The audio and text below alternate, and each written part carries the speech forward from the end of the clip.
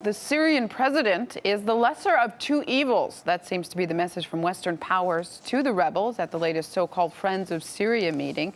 The apparent U-turn was prompted by the rise of al-Qaeda and other extremist groups there, which may gain the upper hand if Bashar Assad's government falls.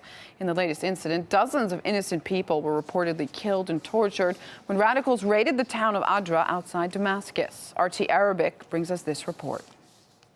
Terror still fills the hearts of those who witnessed the militants entering the town of Adra. They saw panicked, disoriented people running for their lives, and they ran themselves. They will never forget the despair in the eyes of those who were forced to stay behind. We have no reliable way to communicate with the people trapped inside Adra, but officials are saying the atrocities against the civilian population are continuing. People are being butchered and even burned alive, and every bit of news coming out of the town is dealing a new blow to those whose families are still being held by the militants.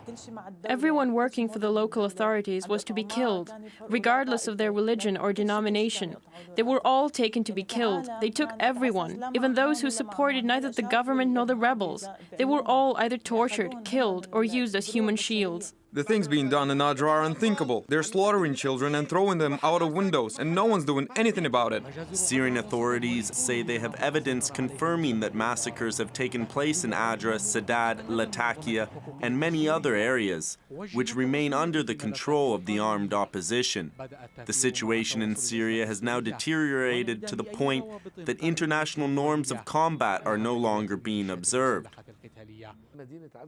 Adra is an industrial town with a lot of its residents working both in the private sector and for government agencies. Horrifying crimes have been committed in this town. Houses were set on fire with people trapped inside. The Syrian army, which is positioned just outside the town, continues to carry out surgical strikes as part of their effort to liberate Adra, which is now the only hope of the families waiting for news of their loved ones inside the town. Abu Taleb, Abu Haya, RT. As soon as reports of the massacre started to appear, RT got in touch with some prominent human rights groups to get the details. RT's Paula Sleer has more on what they told us.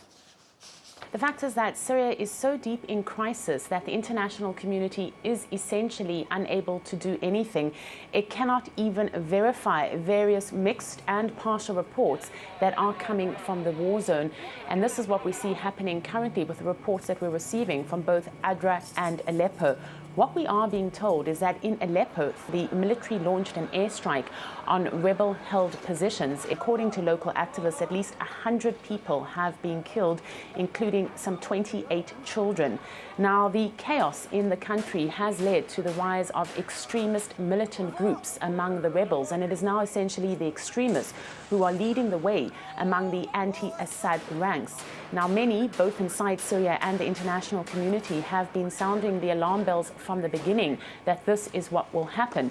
But only now are others, particularly in the international community, starting to see what is going on in the ground.